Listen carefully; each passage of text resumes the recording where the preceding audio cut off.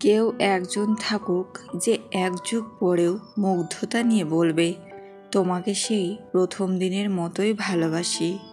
চরিত্রহীন স্বামীর রাজপ্রাসাদে থাকার চেয়ে গরিব আদর্শবান স্বামীর সঙ্গে কুঁড়ে ঘরে থাকা অনেক সুখের।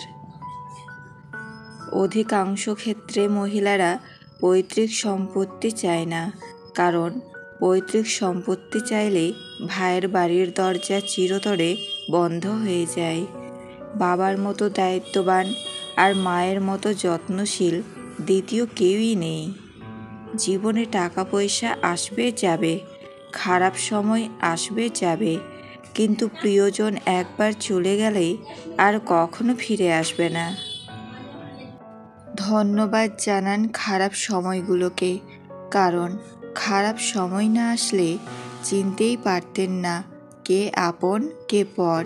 যারা বেশি চিন্তা করে তাদের সবচেয়ে বড় রোগ হলো সুখী না হওয়া।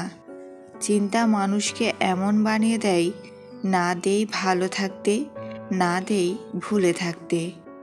পৃথিবীর সব জিনিসই দামি, কিন্তু সেটা পাওয়ার আগে আর হারানোর পর। মানুষকে খুশি করার সবচেয়ে সহজ উপায় হচ্ছে মিথ্যা আশ্বাস দেওয়া। একজন গোছানো মানুষকে বিয়ে করা যতটা আনন্দের, একজন আগোছালো পুরুষকে বিয়ে করে গুছিয়ে রাখাটা তার চেয়ে বেশি গর্বের। যে নারীর বাপ মা তাকে অভাব শেখায় না, সে পরী হলেও পরিত্যাগ করো, কারণ তাকে তুমি গোটা পৃথিবী দিয়েও সন্তুষ্ট করতে পারবে না। স্বামীর কাছে নির্যাতিত হওয়া একজন স্ত্রী বুঝে একজন ভালো স্বামীর মূল্য কত। মানুষ সব পারে, কিন্তু মানসিক অশান্তি থেকে পালাতে পারে না। নারীরাও চায় পুরুষের শরীর স্পর্শ করতে, কিন্তু তখন যখন একটা পুরুষ ওই নারীর হৃদয় স্পর্শ করতে পারে। ভালোবাসা মানে শুধু দেহের আকর্ষণ না, ভালোবাসা মানে হলো সম্মান, শ্রদ্ধা, বিশ্বাস ও ভরসা। স্বামী যখন মনে করবে আমার স্ত্রী সেরা, আর স্ত্রী যখন মনে করবে আমার স্বামী সেরা, তখন ওই পরিবারে শান্তি নেমে আসবে। প্রতিশ্রুতি নয়, পরিস্থিতিই বলে দেয় কে পাশে থাকবে আর কে ছেড়ে যাবে।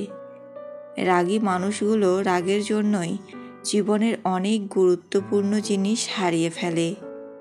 বেশি বুঝতে যাস না রে মন, থাক তুই অবুঝ। শুধু জেনে রাখ, বাঁচতে জানলে মরুভূমিটাও সবুজ। কোনো মহিলাকে একটি জিনিস দিলে সে আপনার কাছে আসতে বাধ্য হবে, আর তা হলো তার মতামতকে গুরুত্ব দেওয়া এবং তাকে অনেক বেশি সম্মান দেওয়া। কোনো মানুষকে তার মৃত্যু না হওয়া পর্যন্ত সুখী বলা যায় না। যার বন্ধু বেশি থাকে তার সর্বনাশ হয়, কারণ নানাজন নানা পরামর্শ দেয়। তাই ভুলেও একাধিক বন্ধু রাখবেন না।